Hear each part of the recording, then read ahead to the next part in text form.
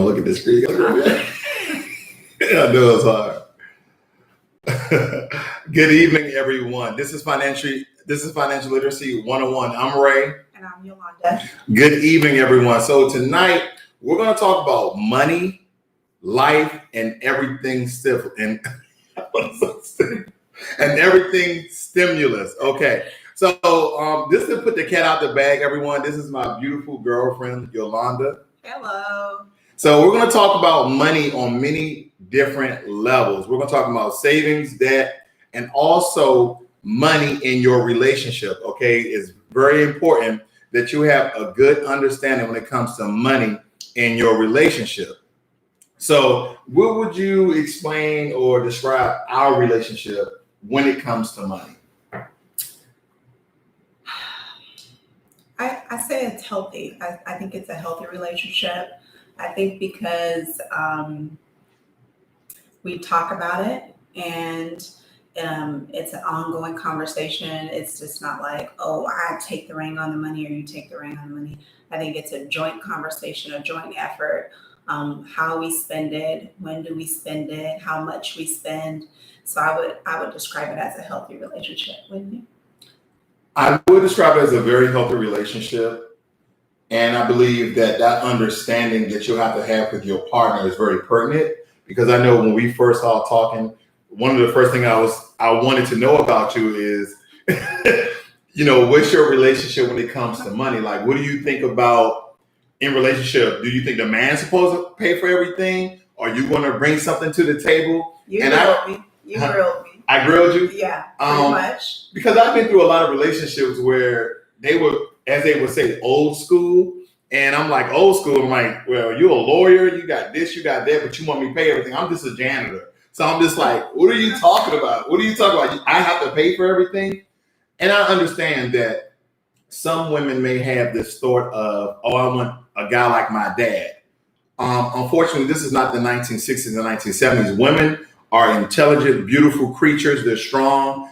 They may not be as physically as some men, but when you go into a relationship, especially in today's society, I just believe it needs to be a partnership. Now, granted, if you was pregnant with kids and you want to stay home and take care of kids, then I understand that piece. But we are in kind of the later point of our lives where we're not having no more kids. So your thought about money, in my opinion, should be a partnership. Absolutely. I agree.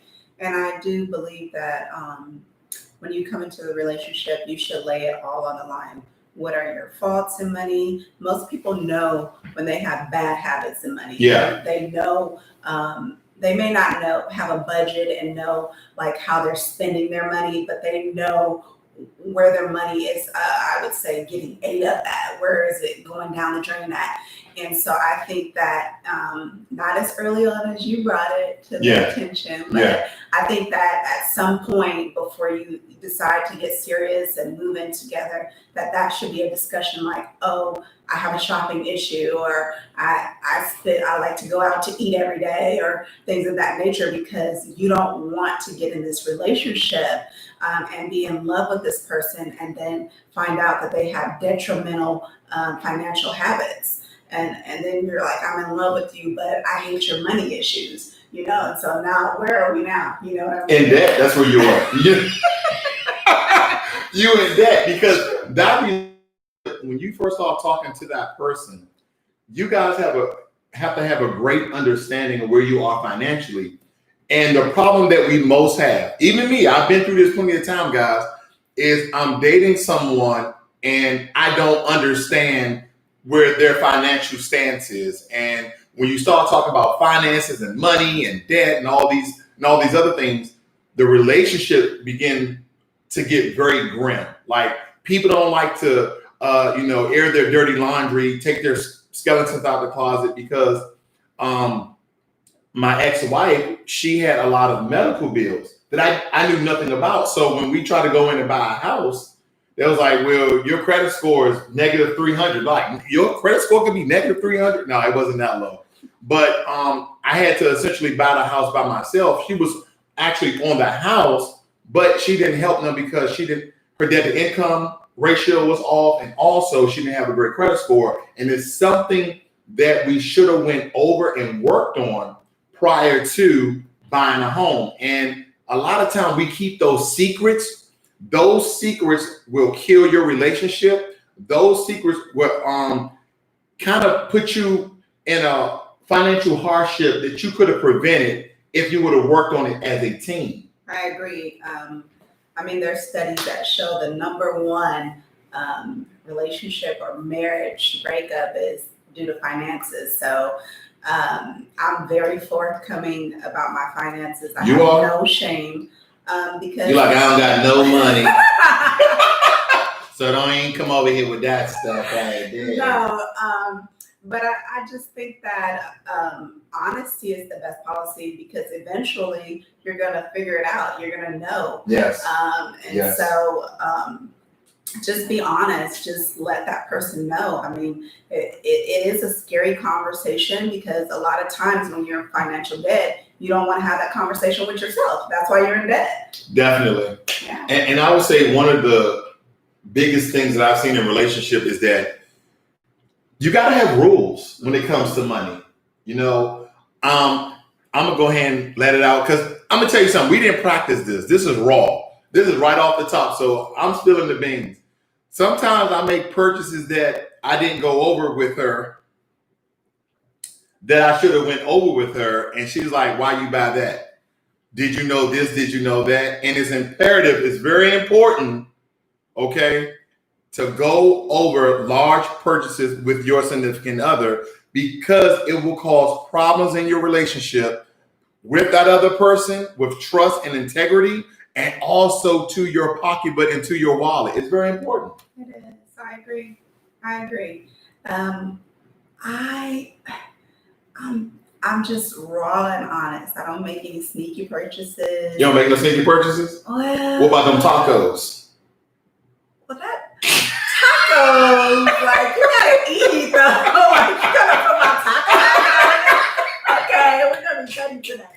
All right, go ahead. Talk about the tacos. Nothing. I'm gonna leave the tacos alone because I was hungry and I'm like, did you eat? You like, yeah, I had some tacos. I was like, oh, nice. Somebody's eating around here. But guys, all jokes aside, it's important that you guys, you and your significant other are on the same playing field. Because Yolanda is a very special woman to me because there's not a lot of women like her. She brings something to the table. She like whatever I have, you have, okay? And a lot of women, even today, would it be Generation X or millennials, some millennials, not all millennials, but a lot of Generation X women, that's the women who were born anywhere between 74 and on up till around, was it late 80s, early 90s? They have this sense of, I want someone to take care of me, but I also have a job and career, but I'm used to the man paying all the bills. If that's what you want, that's what you want. I'm not in disagreement with that, but you have to know what you want, whether you be a male or female, because a lot of times, and I'm speaking for men, I'm speaking for myself, we get with a female, she may tell us all the things she wants. And we like, yeah, that's all. Yeah, I don't mind taking care of no woman because you see what you want, but you don't hear what you want. You see what you want, and you know exactly what I'm talking about, guys. You see exactly what you want, but you don't really want that. You want somebody to bring something to the table, and not is just going to one girl. This girl almost drove me crazy. Let me tell you this. We was at the store. Now, she made good money. She made around $85,000 a year. And at the time, I was making like $65,000 a year. And I had a little apartment. She had an apartment as well. But every time we would go out to eat, she would kind of like push back from the table. Anytime we would go shopping, she would put stuff in my shopping bag. And I'm like, do I pay for it? It put pressure on me to pay for it. And I didn't know how to deal with it. So I said, you know what? We have to have a real conversation. And she was like, well, you the man, so the man's supposed to pay. I'm like, where they do that at? Like, who made up these rules? And you may not agree with me. She did, just right there. Yeah. It's like, well, my dad, my grandfather pay all the bills. Did your mom, did your grandmother have bills? I mean, did they have a job? No, they did not. So the way we look at money in relationship, you have to have a great understanding with your partner, or you're doomed to fail. I agree. You're doomed to fail. I agree. I mean, enough said. I agree. Okay. Now, here's another thing when we're talking about your relationship with money outside of your relationship. A lot of us, we have a tormented and a very negative relationship with money, especially if you went from rags to riches. Because if you started from the bottom, now you're here, you did learn some life learned lessons. But I know even with me, when I started to make decent money, what do when you make more money? You spend more, right? Absolutely. You spend more money. And you're like, well, when I didn't have all this money, I didn't need all these things. But you're like, I want to reward myself. I want things to look great. Thing. Let me reward myself. I earned this. I earned this. The first question I ask people, I say, okay, you're making, decent money now, and you want to feel this sense of accomplishment. Mm-hmm. And so you go out and buy all these monetary things because you think you deserve it. And the first thing I say is, how much you're in debt? That's hard for most people to tell you how much they're in debt. How much do you owe other people? And that's the understanding that I want people to get at, is that when you get a life partner, right, whoever you may be, when you get a life partner, the number one thing that you guys have to be on the same playing field is, what is your relationship with money outside of the relationship and also inside of the relationship? Is it positive? Is it negative? Are you a saver? Are you a spender? Do you like things on clearance? Do you things like on sale? Do you want to buy things on retail? Because there's some people who don't like to buy things on clearance. Like, oh, well, I can get it right here on clearance. I want to buy it at retail. Wait a minute. Whoa. It's the same thing. Why? It's the same thing. True story. Today, we was driving around all today looking for a dryer. Okay, a Samsung dryer.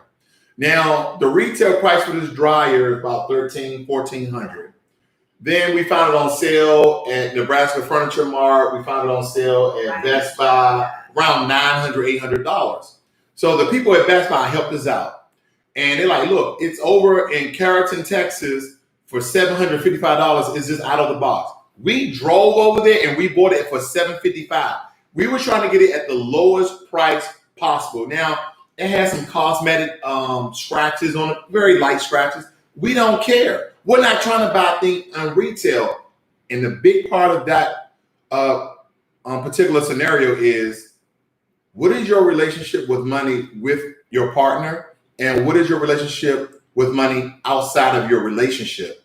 Because those are two different mindsets. Because when me and her talk about money and futuristic purchases, or what we're going to do about bills, what we're going to do about saving, what we're going to do about decreasing our debt, it's a real conversation. Like, what is the plan? Yeah. And I think, too, the biggest thing is, some people don't know what their relationship is outside their relationship with money. I think that is until they're presented with it.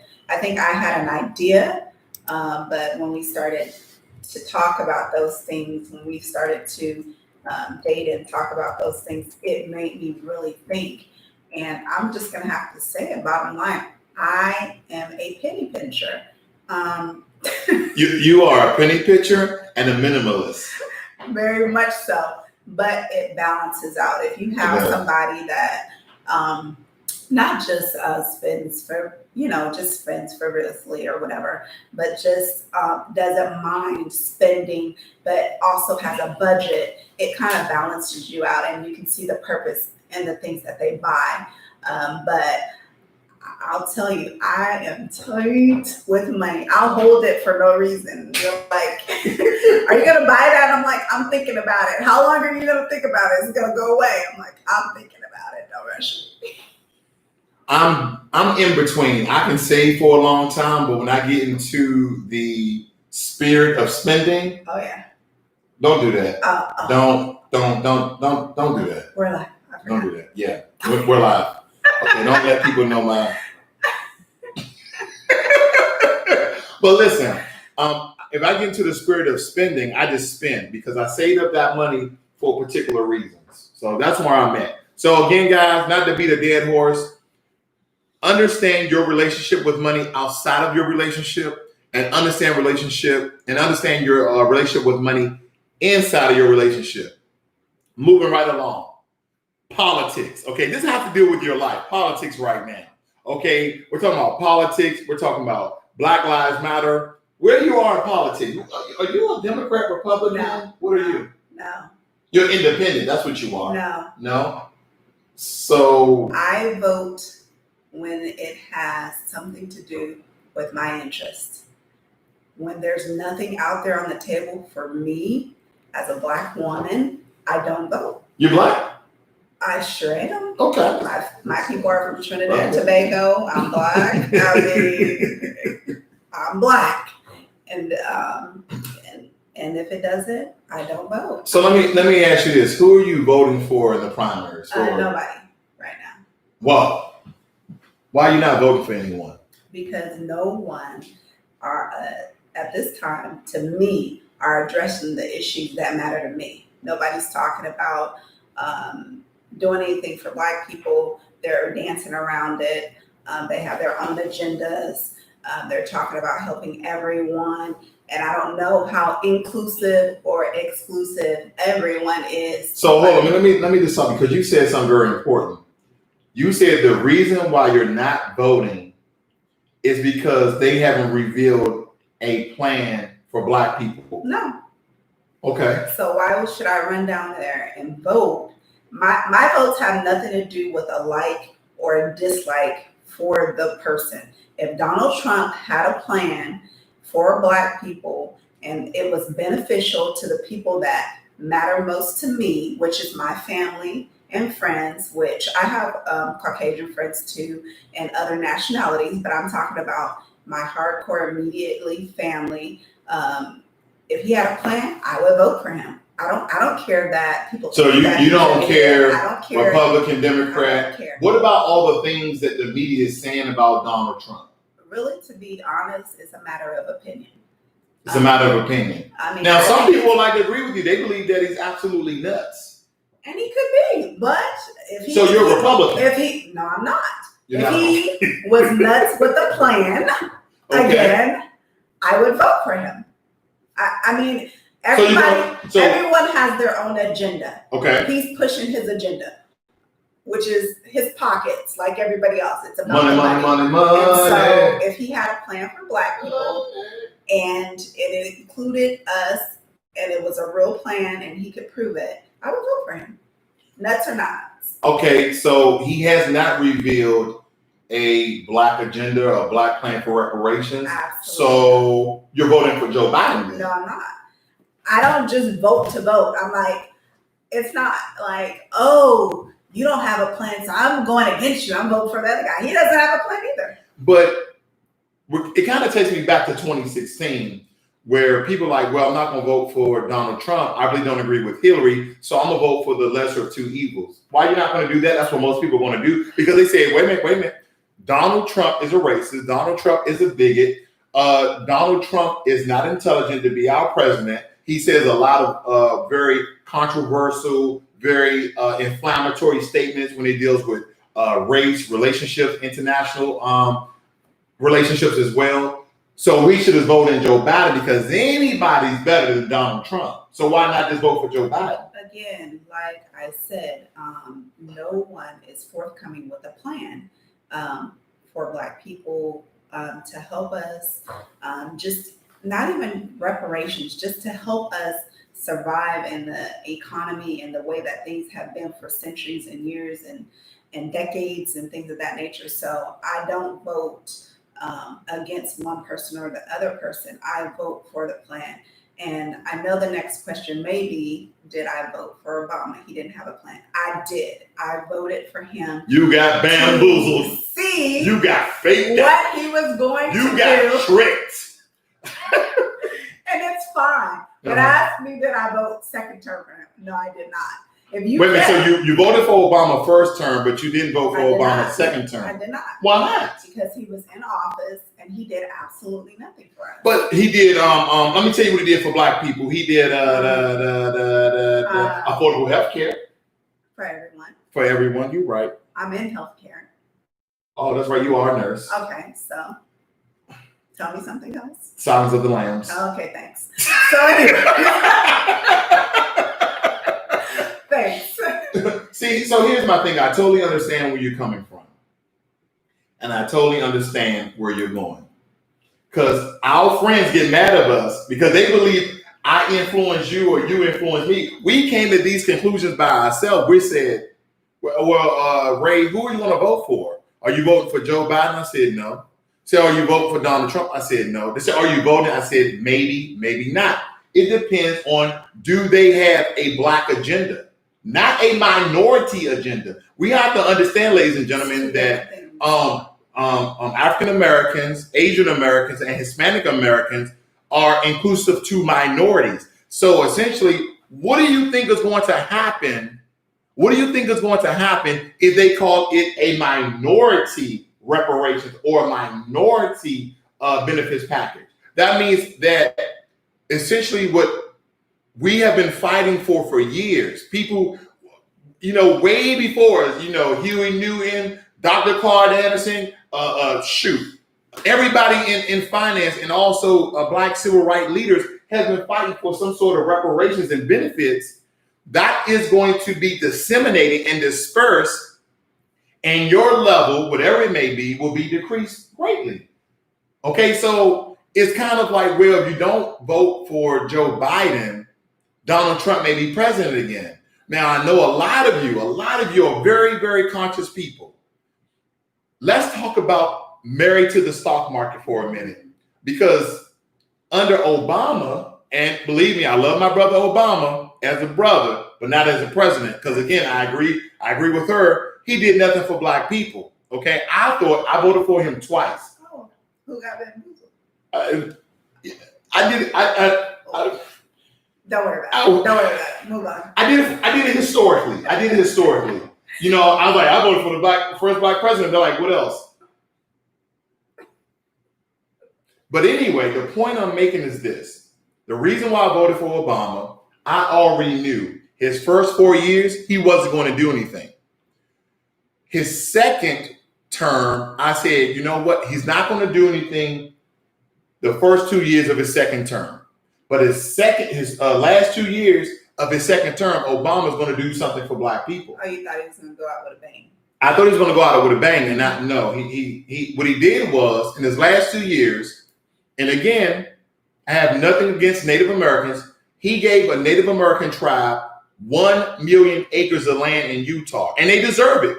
They deserve it. Essentially, this is their country that white Anglo-Saxon Europeans went to Africa during the transatlantic slave trade, took our ancestors, brought over, and we tilled and worked the land, and they became rich. So yes, this was their land. They deserve those acres. But again, they don't want to give Black people reparations for, you guys know the reasons. You guys know the reasons. They need a lower working class, and we are it. Hispanics are it. And that's just the nature of the business. But so when it comes to politics, if you notice, the Democrats are pushing an agenda to get the Black vote. Now, during the same time, 2016, they was pushing the same agenda for Hillary Clinton to be president, so Donald Trump wouldn't be president. If you notice, Black people did not turn out. Black people did not turn out. You know why? Because again and again, we give the Democrats our votes, and we never get anything returned. We get all these promises. I'm going to do this, and I'm going to do that, and I'm going to do this. And let me tell you something about the Congressional Black Caucus. They made me a little bit upset today. They were talking about, they were talking about Hispanics. And for my Hispanic subscribers, this has nothing to do with you guys at all. It has nothing to do with Hispanic people in total. Did you know there's political groups that are Hispanic? So they should be lobbying for rights, benefits, and even some sort of reparations during the Battle of the Alamo, etc., that they may be owed some sort of retribution or money for them. But when you got the National Black Caucus talking about, oh, Hispanics they deserve some sort of benefits, I'm like, wait a minute, what are we fighting for? Because here's the thing, everybody deflects the story to someone or to something else rather than focusing on Black people. Now, granted, if anybody is conscious, if anybody's awake, then you know the atrocities that have been put upon Black people in this country. Every day that we drive around, and she can attest to this, I haven't had a speeding ticket for how long? Like 15 years. I've never had a speeding ticket because, and you may take a different stance on this. I don't say I don't speed, because I do, but I'm very cognizant of when and how long I speed for, because I am afraid to get pulled over. I'm afraid because a traffic stop for a Black person could be a death sentence. And I let out a video today about Black Reconstruction, the new Black Reconstruction, and that everything's essentially about money, except for the hatred that white supremacists have for Black people. Okay. But essentially, most things in America is about money. It's about money, except police brutality and white supremacists doing heinous acts, and the KKK and other divisive groups that really just target Black people. Okay. They also do stuff to Hispanics and Asians, but I feel like we're always the main target. I don't know if it's a skin color or a body composition feature. I just don't know. But here's a question. What is your stance when it comes to reparations? What do you believe that we should receive? Just give me your 3 top things. If you can think of anything, I know I got you on the spot. I know you wasn't ready for it. We didn't practice this because I want things to be raw. I just want to be right off the top. Go ahead. I definitely believe we should get land. Land, okay. Some sort of long-term stipend in the form of money or gold or something. Okay. And clear all of our student loans. All free schooling for everyone. So the 3 things you said was some form of land, right, gold, right, and also clear of student debt. yes. Okay. Those are mine. I think you took mine. Okay, guys. Let me see who's in the chat before we move on to our next topic, ladies and gentlemen. Let me see who's in the chat. Good evening, Nolan Baptiste. We got Teddy Woodson. I'll look into those, Teddy. We got Dread Mike. He said he's married to the stock market. ICAM says she's right. Junior Dugan says she's right. This is one of the topics we were talking about before. Ashley Hawkins is loving it. He said, I vote for the plan. I like that 100%. And Mike says, I want my reparations. She don't want her, then let me have hers. Jermaine Anderson says, Blacks will get what's left. Shaking my head. That's entirely true. And then, let's see, Duncan says, Obama got us all. Can you read some of them? I can't see them. Oh, man, you need glasses. Let me look over here. Kankler says, Trump for life. Raw, save the Wakanda. Okay. I don't know what that means, but I don't know what that means, Killer. Mike says, former slave masters got reparations from the U.S. government due to lost property, a.k.a. Black people. Mm-hmm. I'll talk about that. No, they don't. The Spanish benefit from slavery as well. They did. Spanish, not Hispanic. Exactly. I'll break that down. Yeah. Skin color says black labor, white wealth, and why white folks so rich. Okay. And hello for Richmond, Virginia. What's going on, Marcus Terry? And greetings. You guys sound good together. All right. Good evening, Willie Mae. All right. Let's first talk about, what was that one topic he was talking about? Spanish. So again, let's not get Hispanic mixed up with Spanish. Spanish people are usually fair-skinned, like they look like Caucasians, but they're from the country Spain. They speak Spanish.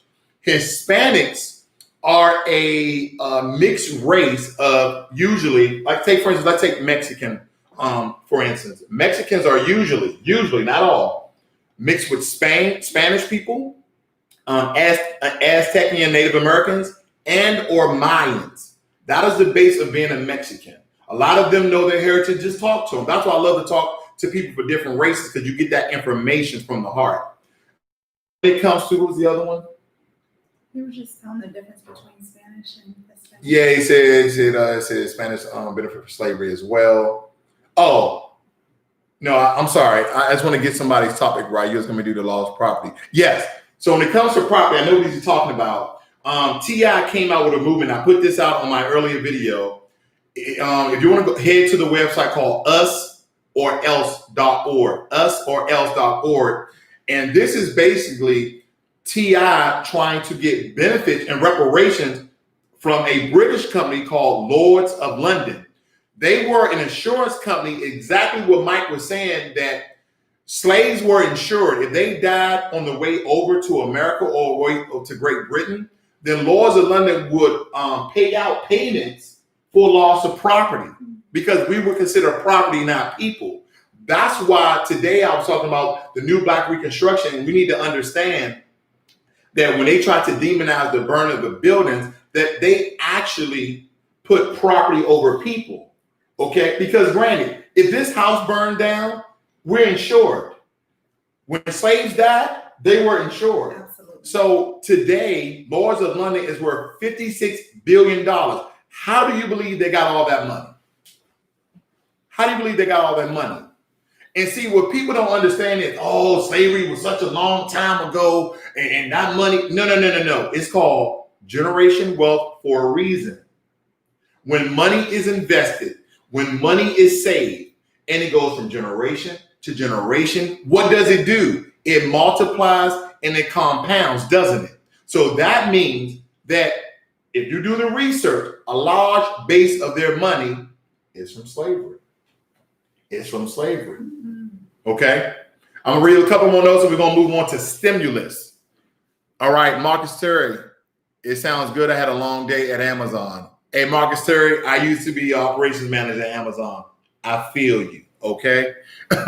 Ashley Hawkins says, don't trust celebrities. Not at all. And Mike said there are Spanish, Black, and Native Americans. 60 to 7% of Hispanics have Native Americans in their bloodline, of course. All right, stimulus. Question for you. Have you received the first stimulus yet? I have not. Do you make over $99,000? I do not. Do you make over $198,000? I do not. Do you make over $150,000? I do not. Okay. Over here. That's like a no. Just kidding. So, why do you believe you haven't received your stimulus check? That is a good question. I have no. Did you file taxes last year? I did file taxes. 2019. I sure did. You filed taxes in 2018? I did. And 17. And 16. And 15. You gonna keep going? What? And 14? So, have you went on irs.gov and went through the filing tools to see where your stimulus payment is? I absolutely have. And it said, we have no information. It said we have no information for her. You have no information? Yeah. Have you tried to call the IRS? I have. What do they say? They can't help me. They can't help you. Why They not? don't have any information. They don't know what's the hang up. They know that I file taxes. They don't know what the hang up is. But you pay taxes. I do. A lot of them. Okay, so in this second round of stimulus payments, are you expecting to get a stimulus No, payment? I'm not. You're not expecting it No, because I didn't get the first one. because you make $150,000. Yeah, sure. That's exactly why. That's exactly. So, if you notice, guys, when I give my stimulus updates, I always talk about people who have not received the stimulus check, and my girlfriend is one of them. And she doesn't make that $99,000, which pretty much eliminates you getting a stimulus check. Oh, I'm sorry, it reduces it reduces $5 for every $100 you make over $99,000, and she's nowhere near that. So there's still thousands, hundreds of thousands of Americans not receiving a stimulus check, and a lot of you guys want to know why. I've been trying to research this. I try to help her out. I'm telling you, for some people, for some reason, the federal government is making it very difficult, very hard to get this money. And here we are with a smaller stimulus package at $1 trillion. And I kind of rant and raved about this, I believe, yesterday, how Donald Trump is trying to put the renovation of the FBI building in downtown DC. He's trying to renovate that because it's right across the street from Trump Towers. Now, again, I don't know if that has anything to do with it, but why during a pandemic? Here's a better example. You know what, babe? I'm gonna get the kitchen done. It's gonna cost me $30,000, but we don't have food. You get what I'm saying? Exactly. Like we are in the middle of a pandemic. 150,000 people in America has died from this pandemic, and there's still bills, food. Okay, life is going on, and we're talking about allocating $1.75 billion to renovate a freaking building. How does that make you feel? Upset because I've seen and I see even seniors that have not gotten their stimulus, and seniors live on low income. I'm in the sector for seniors, and my company has had to step in and have us volunteer and take groceries out to seniors. I mean, it's just really critical. Some of them are eating cat food. Some of them are eating dog food. They're eating cat food. And it's very true. They're eating cat food. They're eating dog food because it's cheap and they can get it. They already are living, check to check, and that would have helped them just on top of what they're getting. So it's just like everybody thinks that it's roses and butterflies. I got my stimulus, but what about the people who really need it and didn't get it? Yeah, because this stimulus package is greatly reduced from $3 trillion down to $1 trillion.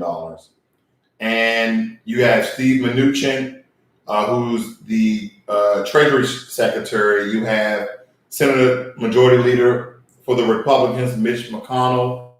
And you also have Donald Trump saying they want to give more money to the American people. Now, I don't care if that's a political ploy. I do not care.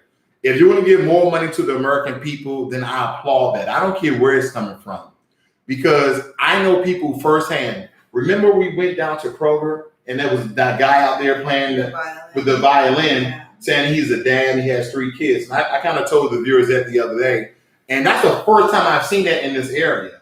Yeah, in this area. In this area is the first time I see that. We may see that when we go to Dallas, but not in this area.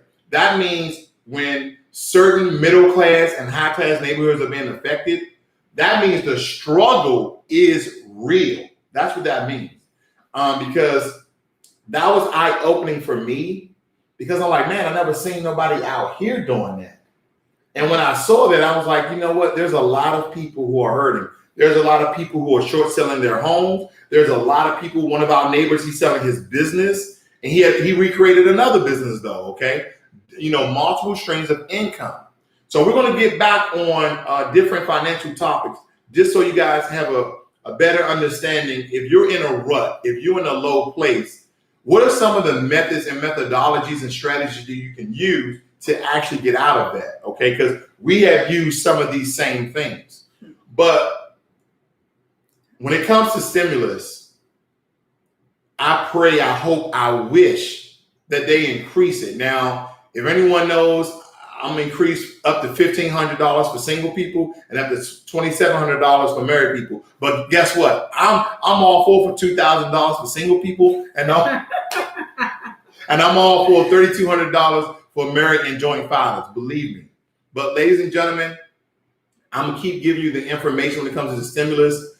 And quite frankly, tomorrow is, quite frankly, the last day that the Democrats and the Republicans have to negotiate and debate on what is going in this bill. So I'm going to get these two mixed up, but I believe that the House is taking a vacation on August 3rd, and then the Senate is taking a vacation on August 7th. The dates are right. I don't know. I always get the two, either the congressmen or the senators are taking a break, but they're both taking vacations next week for almost a month. Now, if this bill gets on President Trump's desk tomorrow, we can start seeing a stimulus payment by mid-August to late August. Now, if they take this vacation, this recess, without putting this bill on President Trump's desk, then we are looking for a very long time before you see any payout, before you see any support and any help. Let's talk about debt. I think that's a great segue into debt. You ever been in debt? Yes. Tell me about it. Ooh. I have had great amount of debt. Student loan debt, car loan debt. Student debt, car loan debt. Debt. Now, let me ask you this. How did you start to bring your way and comb your way out of debt? What actually occurred that kind of changed your mind in the way you thought about that? What helped out? Actually, a lot of things happened. I was already working towards getting out of debt. Actually, I ended up in debt because of a divorce, Divorces are the worst. In the transition of the divorce, that's what landed me into debt. Because you had to get a lawyer? No, just things happened with the person, and they were sick, and they didn't work, and you were married, and so I was the only stream of income, and so I ended up just being in debt because we had all this stuff, and that's why I'm a minimalist. We had all this stuff that was not paid for. And we went down to one income, but we still had all this stuff. And so it just it backed up, because when you don't plan and you don't budget, and you just ride the ride, you end up in debt. And so it segued into when I got divorced, I carried that debt with me. You think you get divorced and it's like, unless you're rich and when you get divorced, you carry that debt with you. Somebody's going to pay it. If they don't have the money, they're going to come and get it from you. And so both of your names are on the account. On the account. And generally, a lot of times in situations, women's names are only on the account. At least for my situation, that's what the case was. And so I just started hammering at it. I got a second. Y'all are like, you're a nurse? Yes, I'm a nurse. I got a second job. I was working 7 days a week. So I did my full-time nursing job, and then I got a patient, and then I also did DoorDash. And so DoorDash was your side hustle. DoorDash was a side hustle, and then I got a patient as well. So I was working Monday through Friday, let's just say 9 to 5, and then on the weekends I worked Saturday and Sunday, 12-hour shifts with a patient. And then when I got off of work, the 9 to 5, I would DoorDash. And that money, majority of that money, I was just paying off debt. And it took a long time. I still have a little seepage of debt left over that, but it's not as near as what it was before. But I couldn't do it. Like, it was smothering me. I'm one of those people where if something bothering me, like I read it, I eat it, I sleep it, like I can't deal with it. And so it was just urgent to me to get rid of the debt. It was on my mind all the time. I'm like, I can't be out here buying clothes and hanging out and doing all these things, and I have this debt. It just doesn't make sense. And so I was doing what I knew to do to get rid of the debt, which was hustle. Hustle. Hey guys, if you like this video, please give it a thumbs up. If you got anybody who like this information, please share this video.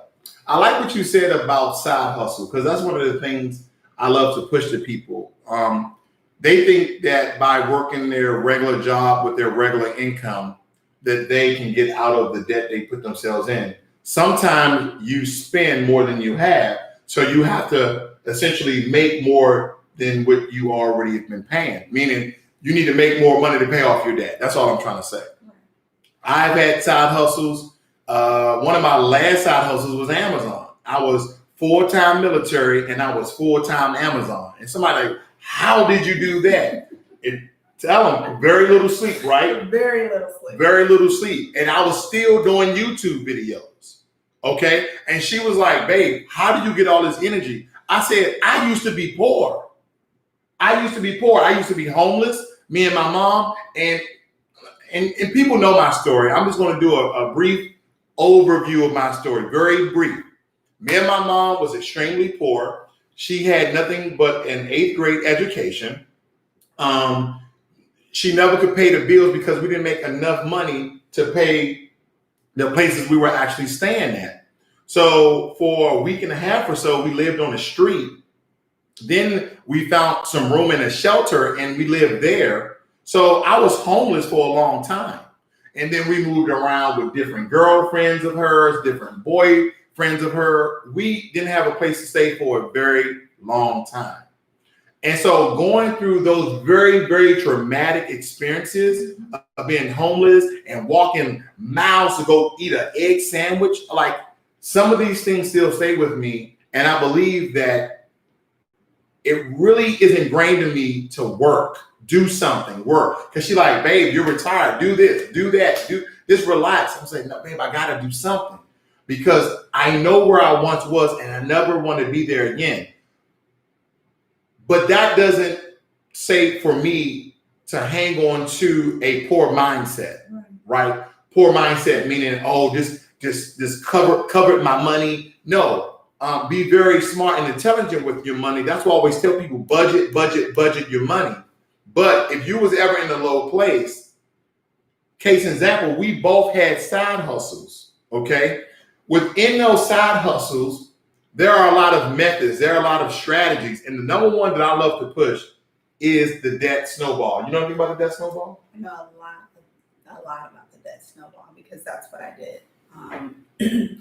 So I knew that I couldn't go and blast my student loans, but I did know, and at the time I wasn't aware of the terminology debt snowball. Actually, that's something I did learn from you. So, but I was just like hammering away at that small things, and every time I would pay off something small, it gave me that burst of energy and that motivation to work that much harder so that I can pay off something else. So I would just pay off something small and then the next one and the next one. And eventually I ended up with like 1 or 2 things on my credit other than my student loans. And so it does absolutely work. And then I came to the found knowledge of the books that you had suggestions. What's some of the books I told you about? Go ahead and let it out the bag, girl. Go ahead and let it out the bag. No, I don't want to name all the books. Name one book. Well, Black Labor, White Wealth? Black Labor, yeah. Black Labor, White Wealth by Yes. Dr. Carr Anderson. Yes. You still shine on camera? Yes. So, and so I started reading the books and just things to motivate me to get in a better financial space. And it wasn't because like, oh, I'm dating him and he talks about finances. It was something that I was already working towards and I wanted to do. And I saw that you had already told me your story and where you came from. And I had some similarities in my story. And I was like, ooh, I can do that. You know, I'm working towards it. And it really helped me. And it just really just set me off. And I never told you this, but thank you. I've told you that like 1,000 times, but my credit score raised like 40 points in a year. It raised 40 points in a year. Well, you know what I'm saying? The brother got... No, I'm kidding, man. Don't do it. Don't do it. But yeah, so like, I don't know. It's just see that you're doing something good. It feels good because I could have like, I was making enough money where I could have just went out and spent on things that, there's a new purse or new this or that. I mean, that's just not who I am anyway, but I could have done that because I was making a lot of money, but it was more important to me not to have that debt weight sitting on my shoulders. Debt is heavy, isn't it? Ooh, debt is very heavy, man.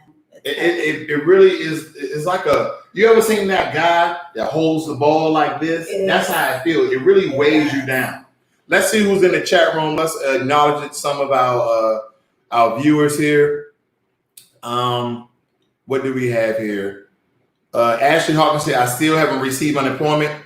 Me either. I actually filed for it. I don't play games. I filed for my unemployment from Amazon, and I still haven't received it. Mike says, I got my stimulus money because I reported my stocks in 2018. I found out why the IRS gave money to dead people, non-resident aliens, and people who are in jail and prison. That's why people don't get their stimulus. Wow. Let's see. Sally Mae said, ain't no joke, at 4.75% to 11% interest. And then Marcus Terry said, yes. How did you do that? And what she was explaining about getting out of debt was the debt snowball. Okay, was the debt snowball. And the debt snowball is basically, let's say, for instance, you have 3 or 4 debts. Okay, you got about 3 or 4 debts, car, credit card, student loan, medical bills.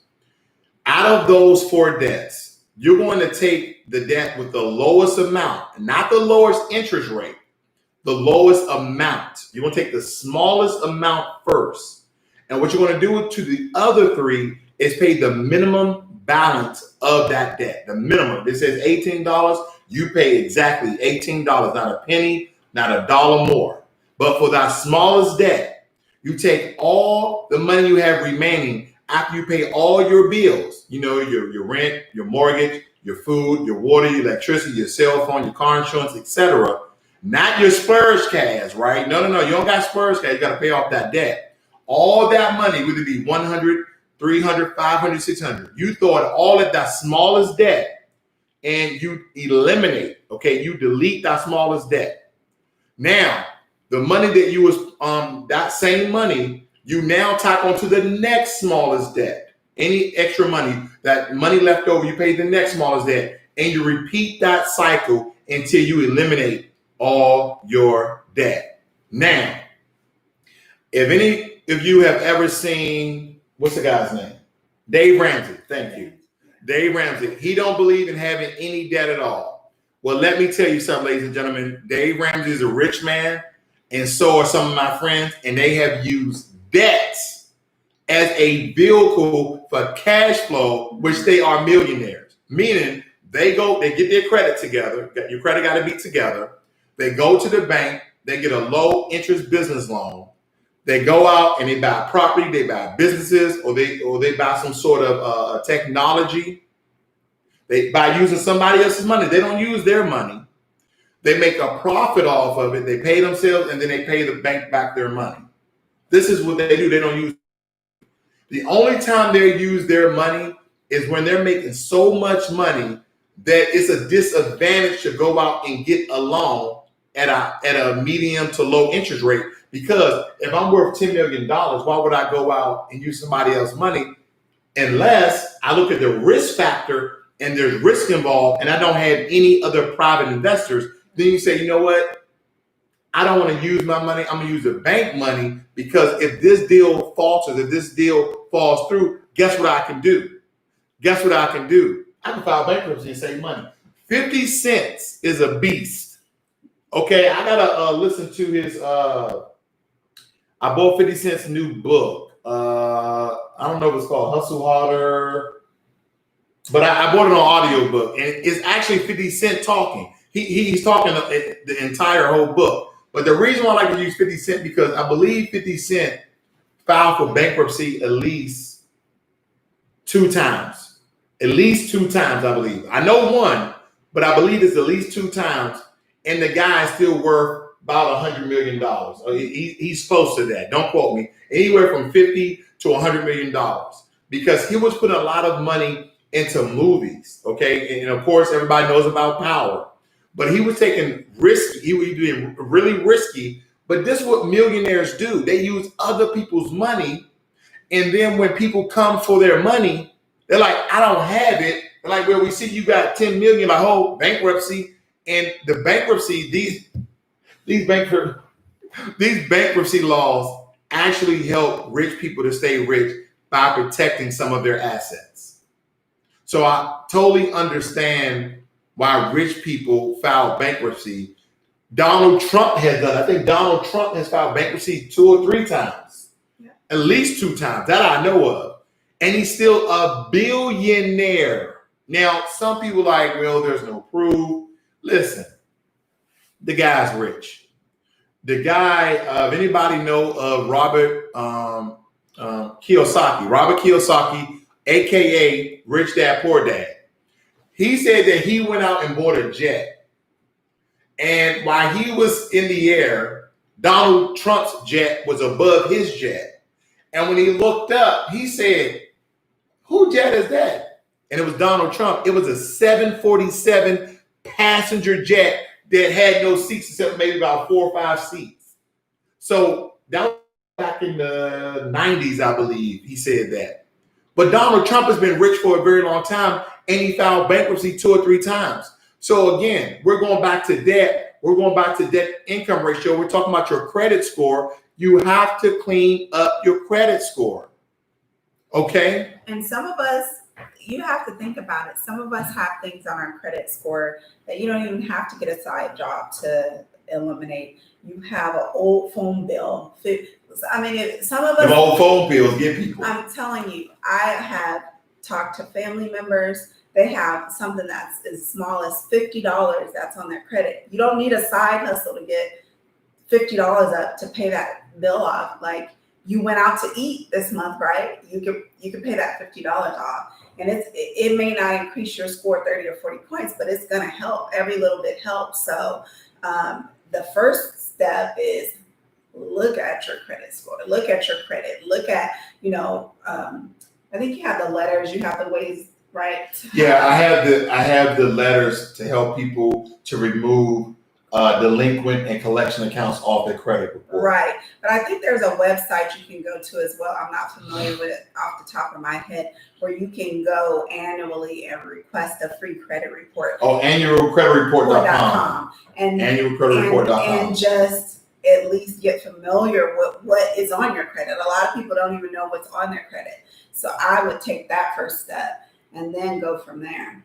It's imperative to know what's on your credit. It's kind of like a car maintenance sheet. If you don't know what's going on with your car, it can break down any time. It's kind of like people confuse me with this. They want to go buy a house. They want to go buy a car, but they don't know what's on their credit. And then you got people telling you what's on your credit. You go to a car dealership. I want the new Honda Sport. I want a new Honda Accord Sport. I want it fully loaded. Okay, man, that's $35,000. Let's run your credit. Oh, yeah. Go ahead and run the credit. Well, man, right now, your credit score is around 550. We can't give you nothing. You know what? We got this tricycle up there. Then you wonder why they're trying to give you what they want you to have, because you don't know your credit. Yeah, they're like, well, man, you can't afford that. We can put you in one of these. This bucket we got over here, this bucket with wheels. You have to know what's on your credit report, and you may have some things that may not even be yours. Okay, that happens a lot. You might have collections accounts or accounts on your credit report that may not even be yours. It's going to greatly decrease your credit score, because we have to understand that 90% of institutions, of financial institutions, use your FICO score. Now they're warming up to what they call your Advantage 3.0 score. Okay, that score was actually created by the 3 credit agencies, TransUnion, Experian, and Equifax. So this information is very vital, because if you want to do anything and you need somebody else's money, you're going to have a decent credit score in order to do so, because some people love risky investments, right? I tell you one of my risky investments. I made really good money off it. I put $1,000 out on Prosper, and Prosper actually kind of goes with credit scores as well. So it's like, hey, would you like 24% back on your return? Would you like 35% back on your return? But these are risky investments. And I just looked up for somebody who was trying to rebuild their credit, who had a horrible credit score, but I got 35% back on my return. I'm like, man, this is something great. And I use Prosper for that. So if you guys even want to get into small lending platforms, they call them peer-to-peer lending platforms, check out Prosper and check out LendingTree. Those are 2 sources, those 2 valuable options for you to make good money. Let's see what else you guys are saying in the chat before we sign out here. Let's see. Marcus Surrey said, especially a car payment. And Mike says, people that invest in real estate do that. Indeed, they do. My 2 good buddies actually do that. Mike also said Trump filed Chapter 13 6 times. Oh wow. 6 times, and the guy's still rich. Oh wow. I filed Chapter 0. No, is that out? That's not. All right, guys. We love the fact that you guys stay with us. We're almost an hour. We're about done here. Hopefully you like this segment. Give me a thumbs up if you like this segment. Write some comments when this live stream ends. Tell me if you want to see this again with me and my girlfriend on here. We're going to talk about finance, life, stimulus, and all of the above. This is Financial Literacy 101. Learn money and be inspired. And when you bring a beautiful lady like this along, you may get some more views. Holla at your boy. I'm out.